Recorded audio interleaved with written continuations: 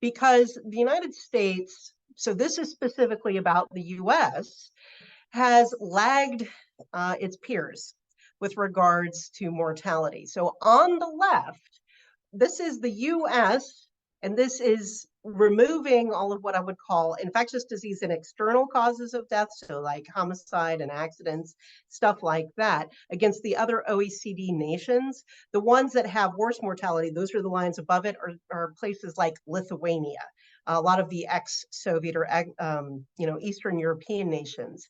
The ones below it, like the lowest one is Japan, but you have nations like the United Kingdom and France. So most of the Western European nations, Japan, South Korea, those kind of nations are below the US. And we haven't had much improvement. You can see post 2010, there's been a stalling out in mortality improvement. That's on the left.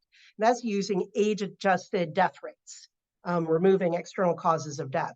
On the right side, this is period life expectancy, and here's one of the audibles. And this is why the FDA, the head of the FDA was talking about all hands on deck, because this only goes to 2021.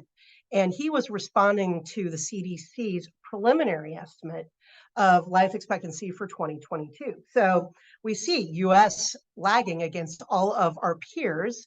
They have their period life expectancy much higher than the US.